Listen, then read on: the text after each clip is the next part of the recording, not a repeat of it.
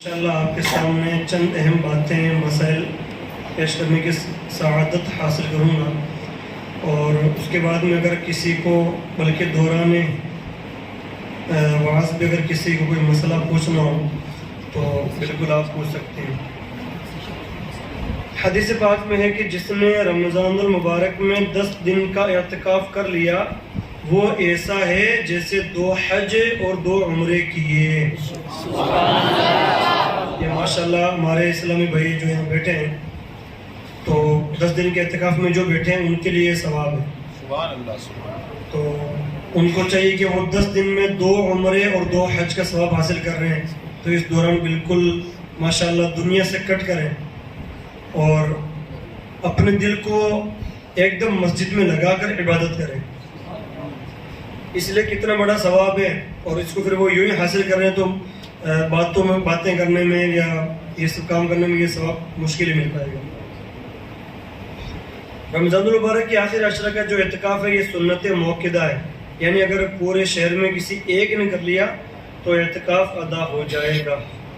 اور یہ جو اعتکاف ہوتا ہے بارہا آپ سے کہتے ہیں کہ یہ اعتکاف جو رمضان المبارک میں ہوتا ہے یہ سنت موقدہ ہے، اور ہم جب بھی مسجد میں داخل ہوتے ہیں تو ہم بھی اعتکاف کی نیت کرتے ہیں، نویت سنت الاعتکاف، تو وہ اعتکاف مستحب ہے، اس لیے کہ معتکف اعتکاف کرنے والا مسجد میں بیٹھ کر اگر تھوڑی دیر اللہ کا ذکر کرے تو بھی ثواب، اگر اس کے بعد میں پھر وہ خاموش بیٹھا رہے گا کہ میں تھک گیا ہوں تو بھی اس کو ثواب ملے گا، اگر وہ مان لیجئے تھکان کی وجہ سے سو جاتا ہے تو بھی اس کو ثواب ملے گا، اگر وہ پانی پیتا ہے تو بھی اس کو ثواب ملے گا، کھانا کھاتا ہے تو بھی اس کو ثواب ملے گا۔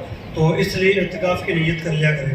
یہ جو سنت موقدہ والے ہیں یہ تو ایک بار اعتکاف کی نیت کر لیں گے تو پھر ان کی نیت 10 دن تک معتبر ہے، اور ہم جو لوگ ہیں ہم جب بھی مسجد سے باہر نکلیں گے تو ہمارا اعتکاف ختم، پھر جیسے آئے واپس اعتکاف کی نیت کر لو۔ تو اور اعتکاف کے چند جو مسائل ہیں اس میں سے ایک یہ ہے کہ آپ بلا ضرورت مسجد سے باہر نہیں جائیں۔ ضرورت سے مراد یہ ہے کہ اگر آپ کو وضو کرنا ہے یا غسل کرنا ہے اس کے لیے آپ جا سکتے ہیں۔ اچھا، ایک مسئلہ بہت ہی اہم ہے، وہ خاص طور سے آپ سماعت کر لیں، اکثر لوگ اس میں جو ہے ہر سال یہ مسئلہ پوچھتے ہیں تو بھول جاتے ہیں واپس۔ نہانے کے لیے باہر جانا یا وضو کرنے کے لیے باہر جانا یہ کیسا ہے؟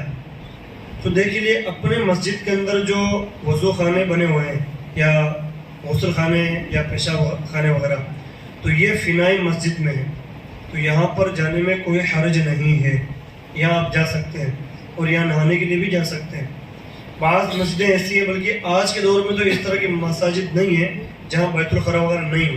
پہلے کے وقت میں ایسا ہوتا تھا کہ مسجد میں بیت الخلاء وغیرہ ہوتا نہیں تھا، تو آدمی مسجد چھوڑ کر سامنے والے یہ 2 گھر ہوتا تھا اپنا، اس میں جاتا تھا، تو اس میں اگر بلا ضرورت جائے گا تو اس کا اعتکاف ٹوٹ جائے گا، اور اپنے یہاں مسجد جو ہے اس میں جا سکتا ہے۔ اچھا، ایک مسئلہ اور ہے کہ اعتکاف میں بیٹھنے والے عموماً بیڑی سگریٹ وغیرہ پیتے ہیں، تو پہلی بات تو یہ ہے کہ اگر ایسے آپ پینے والے ہوں تو بیٹھنا ہی نہیں چاہیے، کیونکہ بیڑی سگریٹ کے بعد میں آپ کتنی کلی کر لو اس میں سے تھوڑی سی مہک یا بدبو آتی رہتی ہے، پھر آپ مسجد میں آؤ گے تو بدبو کی وجہ سے وہ آپ کا آنا ناجائز ہے۔ اگر پھر بھی آپ پینے کو مجبور ہوں تو آپ کو چاہیے کہ آپ جب بیڑی وغیرہ باہر پئیں تو اتنی اچھے طریقے سے کلی کر لیں کہ آپ کے منہ میں سے کسی بھی طرح کی کوئی بھی ہلکی سی مہک یا بدبو نہ آئے، اس کے بعد آپ مسجد میں آئیں۔ درود پاک اللہم صلی علی سیدنا و شفیعنا وحب لنا مولانا ملجانا محمد و وسلم صلاۃ و سلام علیک یا رسول اللہ وسلم علیک یا حبیب اللہ۔ اعتکاف کے لیے شرط کیا ہے؟ 6 شرطیں ہیں۔ ایک تو مسلمان ہونا، عاقل ہونا یعنی سمجھدار، یعنی جو بچے 8 10 یا 12 سال کے ہوں یا 13 سال کے جو ناسمجھ ہو، مسجد کے ادب خیال نہیں کر سکتے یا باتیں زیادہ کریں گے تو ان کو اعتکاف میں نہیں بٹھا سکتے۔ ایسے جنابت یعنی غسل سے پاک ہونا، ناپاکی سے پاک ہونا، تو اگر کسی کو مسجد میں جنوب لاحق ہو گیا اعتکاف کی حالت میں، ناپاک ہو گیا، نائٹ فیل وغیرہ ہو گیا، تو اس کو چاہیے کہ وہ پہلی فرصت میں مسجد سے باہر جائے اور پاکی حاصل کرے، اور اس کے بعد میں واپس وہ مسجد میں آ جائے۔ اور ایسے ہی عورت کا حیض و نفاس سے پاک ہونا، نیت کرنا اعتکاف کے روزہ رکھنا، بغیر روزے کے اعتکاف نہیں ہوگا۔ ایسے ہی اگر مان لیجیے کسی بندے کا اعتکاف ٹوٹ گیا ایک دن کا کسی وجہ سے، تو اس صورت میں جب وہ ایک دن کی قضا کرے گا تو اس دن بھی اس کا روزہ رکھنا ضروری ہے۔ اچھا، ایک سوال یہ کہ اعتکاف کے لیے مسجد میں پردے لگانا کیسا ہے؟ یہ بہت سے لوگ سوال بھی کرتے ہیں کہ دیکھو پردے لگا دیتے، دیکھو پردے سے اونچا کرو، یہ کرو، تو اس کا مسئلہ آپ سماعت کر لیں۔ اعتکاف کے لیے مسجد میں پردے لگانا ضروری نہیں، بلکہ بغیر پردوں کے بھی اعتکاف درست ہے، لیکن اگر کوئی رکاوٹ نہ ہو اور ضرورت ہو تو پردے لگا لینا بہت عمدہ ہے۔ کہ سرکار مدینہ صلی اللہ تعالیٰ علیہ وسلم سے اعتکاف کے لیے خیمہ لگانا ثابت ہے۔ اعتکاف کے لیے آپ جو خیمہ لگا دیتے ہیں تو یہ بھی ایک خیمے کی شکل ہے، تو اگر اس نیت سے آپ لگا رہے ہیں کہ ہم خیمہ لگائیں آرام سے، ہماری توجہ نہیں بٹے گی کون آ رہا ہے کون جا رہا ہے، تو اس نیت سے آپ ایسا کرتے ہیں تو یہ درست ہے، اس میں کوئی حرج نہیں۔ اچھا، ایک مسئلہ ہے کہ اجتماعی طور پر اعتکاف کرنا کیسا ہے؟ 2-3 آدمی یعنی بیٹھنا، یا 10 آدمیوں کا اعتکاف کرنا، یا 15-20 آدمیوں کا۔ تو سنت اعتکاف اجتماعی طور پر بھی کیا جا سکتا ہے، بلکہ اجتماعی طور پر اعتکاف کرنا پیارے آقا صلی اللہ علیہ وسلم اور صحابہ کرام رضوان اللہ تعالی علیہم اجمعین کی سنت ہے۔ یعنی صحابہ کرام کے ساتھ میں پیارے آقا صلی اللہ علیہ وسلم نے اجتماعی اعتکاف فرمایا، تو ہم جو یہاں اجتماعی اعتکاف کرتے ہیں یہ بھی ایک مزید سنت ہے۔ یعنی ایک بندے کا اعتکاف کرنا وہ تو سنت موقع تھا، اگر وہ نہیں کریں تو سارے لوگ گنہگار ہوں گے۔ اب اس کے علاوہ جو بہت سارے لوگ بیٹھتے ہیں یہ بھی صحابہ کرام کی سنت ادا کرتے ہیں۔ بولے سبحان اللہ، سبحان اللہ۔ اعتکاف کے دوران خاموش رہنا کیسا ہے؟ دیکھیں، اعتکاف کے دوران خاموش رہنا ضروری نہیں، بلکہ خاموشی کو ثواب سمجھ کر خاموش رہنا یہ مکروہ تحریمی اور ناجائز گناہ ہے۔ اور خاموش رہنا ثواب کی نیت سے نہیں ہے، بلکہ باتوں سے بچنے کی نیت سے ہے، یا یوں ہے کہ تھوڑا میں پڑھتے پڑھتے تھک گیا ہوں تو تھوڑا سا خاموش رہ لوں تاکہ سکون حاصل ہو، تو اس میں کوئی حرج نہیں ہے۔ اور اگر کوئی بندہ اس لیے خاموش رہتا ہے کہ میں بری باتوں سے بچا رہوں گا، تو یہ تو بہت ہی اچھے اور بہترین بات ہے کہ 4-5 آدمی جب اعتکاف میں بیٹھتے ہیں تو جب کلام پاک پڑھ لیتے ہیں تو پھر تھوڑی سی باتیں کر لیتے ہیں کہ نہیں یار باتیں کر لیتے تھوڑا، یہ غلط ہے۔ باتیں کریں تو غیبت ہوگی کسی کی نہ کسی کی، یا پھر آپ کیا باتیں کرو گے بھائی؟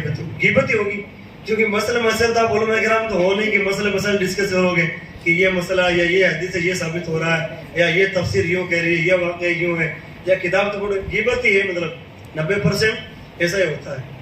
تو باتیں نہ کریں، پھر آپ جو خاموش رہیں۔ کتاب اگر آپ کے ہاتھ میں ماشاءاللہ الحمدللہ تو پھر آپ کتاب پڑھ سکتے ہیں۔ بری بات سے بچنے کے لیے خاموش رہنا یہ ثواب کا کام ہے، بلکہ یہ واجب بھی ہے۔ اچھا، اعتکاف کسی حاجت کی بنا پر اعتکاف گاہ سے اگر باہر نکلے تو کیا اسے کپڑے سے منہ چھپانا ضروری ہے؟ اس کے بارے میں بات کریں۔ اگر اعتکاف کرنے والا کسی ضرورت کے لیے باہر نکلے تو اسے کپڑے سے منہ چھپانا ضروری نہیں، بلکہ اس کو ضروری سمجھنا جہالت ہے۔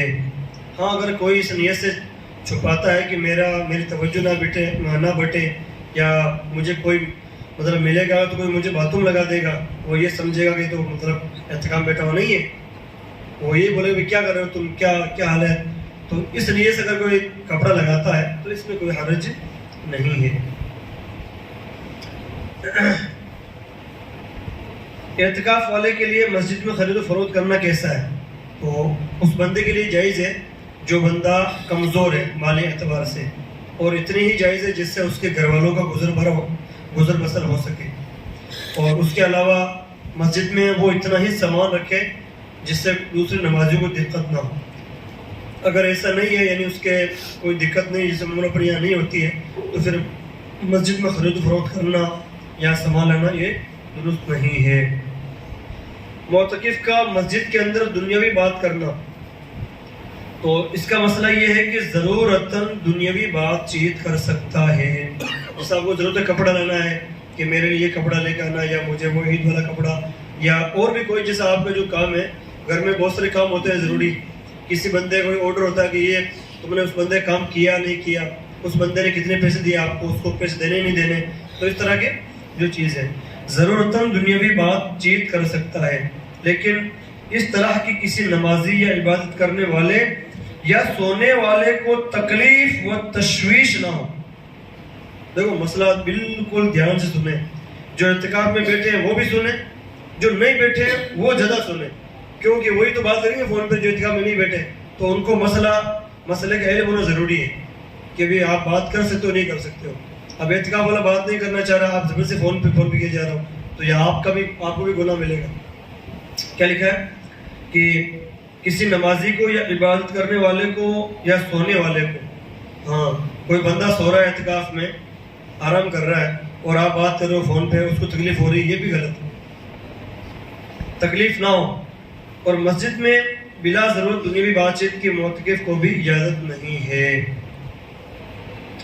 اور محترم دوستوں، مسجد سے جو باہر نکلنے کے عذر ہیں وہ میں نے آپ کو بتا دیے. ایک مسئلہ ہے کہ کیا تعداد کی زیادتی وجہ سے مرد میدان میں اعتکاف کر سکتا ہے؟ تو زیادتی وجہ سے اعتکاف مرد میدان میں نہیں کر سکتا.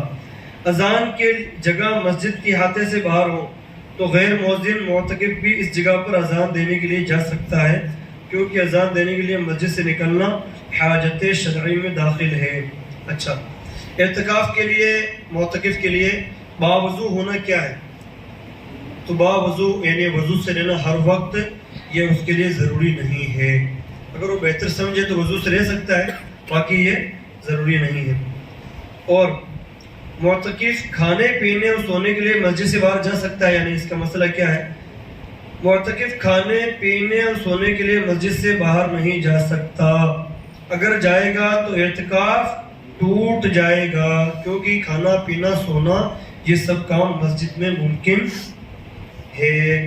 اس اچھا، کھانے پینے میں یہ احتیاط کرنا ضروری ہے کہ مسجد آلودہ نہ ہو. اس طریقے سے آپ اس کا اہتمام کریں کہ مسجد کا فرش وغیرہ خراب نہ ہو یا دریا وغیرہ خراب نہ ہو. پانی ہو تو بھی اس کو آپ اسی اعتبار سے آپ رکھیں. معتکف گھر سے کھانا لانے کے لیے گیا اور گھر پر ہی بیٹھ کر کھانا کھا لیا تو اس کا اعتکاف ٹوٹ جائے گا. اگر گھر سے کوئی لانے والا نہیں ہے اور اس کے بعد میں گیا کھانا لانے کے لیے، پھر واپس یہاں پہ آ کے کھایا تو کوئی حرج نہیں اس میں. باقی عموماً اپنے یہاں اس کی ضرورت نہیں پڑتی ہے. اچھا، ایک اعتکاف کرنے والا اپنی مسجد سے نکل کر دوسری مسجد میں محفل نعت میں شرکت کر سکتا ہے نہیں؟ تو اس کی اجازت نہیں ہے. اگر اعتکاف کرنے والے کو احتلام ہو جائے یا نائٹ فیل ہو جائے تو اس کا اعتکاف نہیں ٹوٹے گا، البتہ جیسے ہو ترنت اس کو باہر نکل کے پاکی حاصل کرنی چاہیے.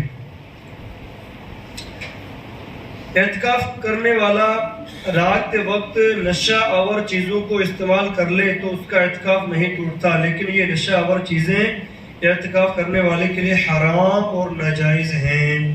اچھا، یہ اس سے مراد وہ شراب وغیرہ نہیں، آپ یہ مت سمجھ رہے شراب وغیرہ اس سے ہے نہیں، اس سے وہ چیزیں جیسے بیڑی، سگریٹ، گٹکا، یہ سب چیزیں. اچھا، ایک چیز اور میں آپ کو بتا دوں یار، بات آ گئی تو کئی بار جیسے اپنے بیان سنتا ہے نا امام صاحب سے یا سید صاحب سے کہ جنتی جنت میں شراب پئیں گے، ایسا سنتے نہیں سنتے ہیں؟ کلام پاک میں آیا ہے شرابن طہورا، پاکیزہ شراب پلائی جائے گی. تو یہ شراب کیا چیز ہے بھائی؟ اس کے بارے میں آپ کو عرض کرتا ہوں. شراب ایک عربی لفظ ہے اور اس کا معنی ہوتا ہے پینا. پانی جو ہوتا ہے نا، پانی ہوتا ہے، جیسے شربت جو ہے نا یہ بھی ایک شراب ہے. تو عربی میں شراب بولا جاتا ہے پینے والی چیز کو جو خاص ہو، جیسے پانی ہو یا میٹھی چیز ہو، اس طرح اس کو مطلب. اور اپنے یہاں ہندوستان میں کیا ہو گیا کہ بیئر کو اور یہ جو حرام چیز ہے شراب اس کو بولنے لگ گئے لوگ. جیسے آب کیا بولتے ہیں؟ آب کیا ہوتا ہے؟ فارسی کا لفظ ہے، آب کا معنی پانی ہوتا ہے، ٹھیک ہے نا. اچھا، میں بھی اس کو نہیں سمجھتا تھا، بعد میں اس کو سمجھا، میں وہی آپ کو بتا رہا ہوں. اب اگر کار کا معنی ہوتا ہے کام، آب کاری یعنی پانی والا کام. اب اگر گورنمنٹ کا کوئی ڈپارٹمنٹ ہو آب کاری تو آپ اسے کیا سمجھیں گے؟ کیا جل وبھاگ، یہ تو سمجھیں گے آپ اس سے، جبکہ ایسا نہیں ہے. آب کاری سے مراد شراب والا ڈپارٹمنٹ ہوتا ہے. بولتے نہیں آب کاری مطلب ادھیکاری آب کاری کا، تو اس کا مطلب یہ شراب والا جو ڈپارٹمنٹ ہے اس کا ادھیکاری ہے. تو اس طرح بہت سارے الفاظ ایسے ہوتے ہیں جو الگ الگ معنوں میں استعمال کر لیے جاتے ہیں, پھر اسی معنوں میں فیمس ہو جاتے ہیں وہ. تو اسی میں سے یہ بھی ہے شراب, لفظ شراب. تو جب امام صاحب وغیرہ یا سید صاحب جب بیان کریں یا بڑے مقرر صاحب اور وہ لفظ شراب بولیں تو آپ یہ نہ سمجھیں کہ یہ شراب پلائی جائے گی, یہ تو منحوس شراب ہے, ناپاک ہے, حرام ہے. جنت میں جو شراب ہوگی وہ پاکیزہ شراب ہوگی, یعنی شربات اس قسم کے معنی میں ہو. بہرحال تو یہاں اس کا ذکر آ گیا, اس لیے میں نے اس کا ضمن عرض کر دیا. اچھا, اعتکاف کرنے والا نماز جنازہ ادا کرنے کے لیے مسجد سے باہر نہیں نکل سکتا, اگر نکلے گا تو اعتکاف اس کا ٹوٹ جائے گا. اچھا, اگر کسی کا اعتکاف ٹوٹ گیا, مان لیجیے کوئی بندہ 10 بجے نکلا دوپہر میں یا 12 بجے نکلا, تو اب اس کا اعتکاف اسی دن کا ٹوٹا ہے. اب اس کو چاہیے کہ پھر واپس اعتکاف نیت کر لے, واپس بیٹھ جائے, پھر رمضان کے بعد میں اس ایک دن کے اعتکاف کی قضا کرے. اچھا, اعتکاف کرنے والا مریض کی عیادت کے لیے جا سکتا ہے نہیں؟ دیکھیے, مریض کی عیادت کے لیے سنت اعتکاف میں مسجد سے باہر نہیں نکل سکتا, اگر جائے گا تو اس کا اعتکاف ٹوٹ جائے گا. اور اعتکاف کرنے والا بیمار ہو گیا تو علاج کے لیے مسجد سے باہر نہیں جا سکتا, اگر جائے گا تو اس کا اعتکاف بھی ٹوٹ جائے گا. اگر ہو سکے تو معتکف مسجد ہی میں علاج کرائے, اور عموماً ابھی ممکن ہے ایسا. پھر بھی اگر ایسی بیماری ہو جائے تو واپس علاج کرانے کے بعد واپس لوٹ آئے اور پھر ایک دوبارہ اعتکاف نیت کرو, ایک دن کی جو ہے وہ قضا کرے گا.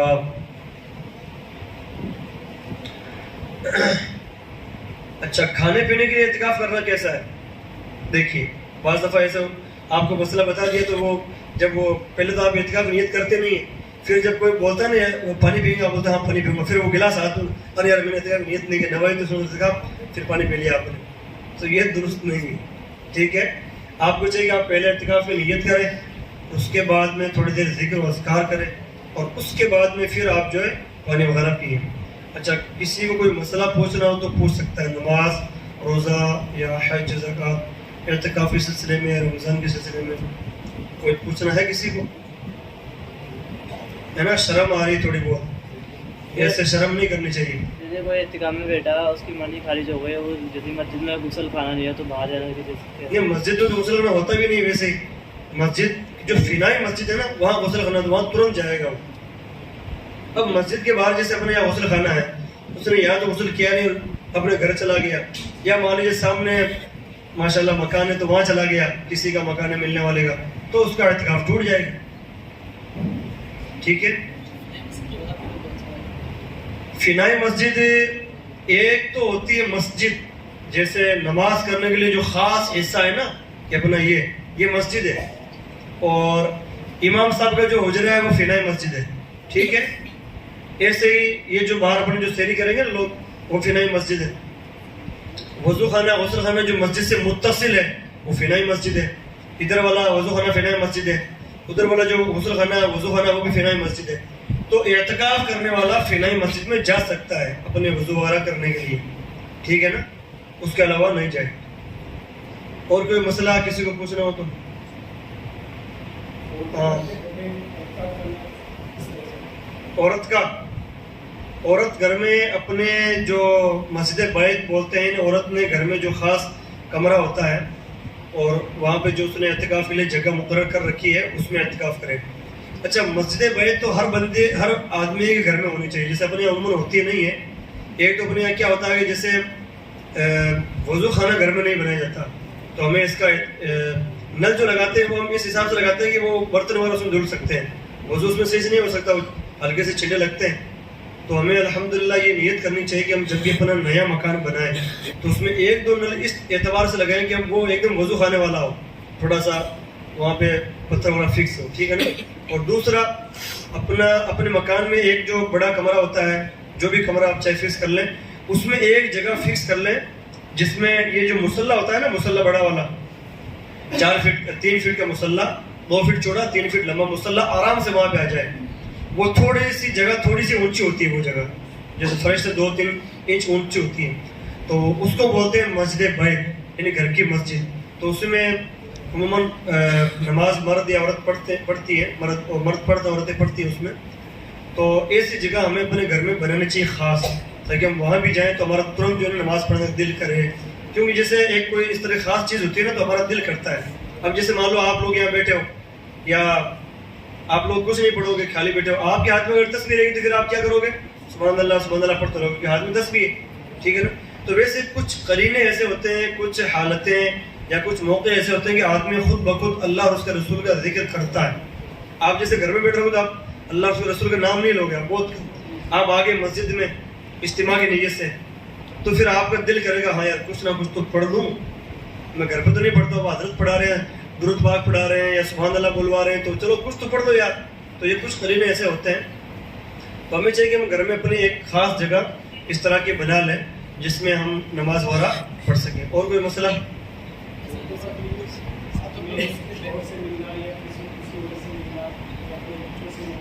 عورت گھر میں جو رہے گی وہ اپنے لڑکوں سے مل سکتی ہے، اپنے بھائیوں سے مل سکتی ہے، اپنے باپ سے، شوہر سے، جن سے اس کا پردہ واجب نہیں ہے ان سے مل سکتی ہے، جن سے پردہ واجب ہے ان سے نہیں مل سکتی. جیسے دیور سے اور جیٹ سے پردہ واجب ہوتا ہے تو ان سے نہیں مل سکتی. اور کمرے سے باہر نہیں نکل سکتی. کمرے سے باہر صرف اور صرف باتھ روم وغیرہ کے لیے جائے گی، کھانا اسی کمرے میں کھائے گی. ہاں کمرے میں اگر ہے جیسے کمرہ 10 بائی 10 کا ہے، ایک طرف وہ بیٹھی ہے، بستر وغیرہ ادھر رکھیں تو دوسرے چارپائی پر یا بیٹھ سکتی ہے، اس میں کوئی حرج نہیں ہے. جی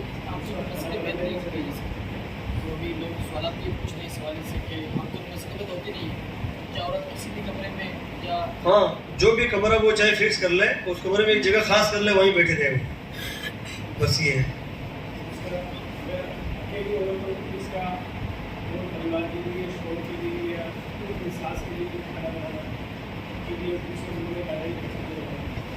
اگر عورت اکیلی ہے اور کھانے بنانے والا دوسرا نہیں ہے تو اس کو وہ کھانا بنا سکتی ہے. اور اگر مان لیجیے ایسا اہتمام ہے کہ وہ سبزی والا کمرے میں بانٹ سکتی ہے تو اس کو چاہیے کہ وہ سبزی والا کمرے میں کاٹے، بعد میں جا کے کھانا وہاں بنائے. لیکن اگر کوئی دوسرا موجود نہیں ہے تو کھانا بنا سکتی ہے، اس میں کوئی حرج نہیں ہے. اور کوئی مسئلہ کسی نہ پڑے بتائیے.